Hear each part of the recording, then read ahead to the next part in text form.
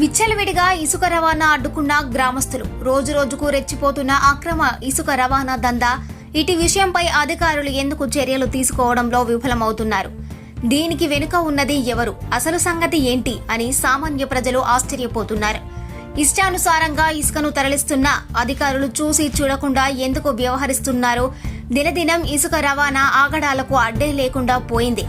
ఇదిలా ఉండగా జనగామ జిల్లా దేవరుప్పల మండలం రాంబోజీగూడెం గ్రామంలో అక్రమ ఇసుక మైనింగ్ జరుగుతుండటంతో ఇసుక రవాణాను అడ్డుకొని మా పంట పొలాలు కోతలకు గురవుతున్నాయని, ఇసుక రవాణా తక్షణమే ఆపివేయాలని సంబంధిత అధికారులు ఇసుక రవాణాను అరికట్టాలని ఆవేదన వ్యక్తం చేసిన చిన్నమడూర్ రాంబోజీగూడెం గ్రామవాసులు.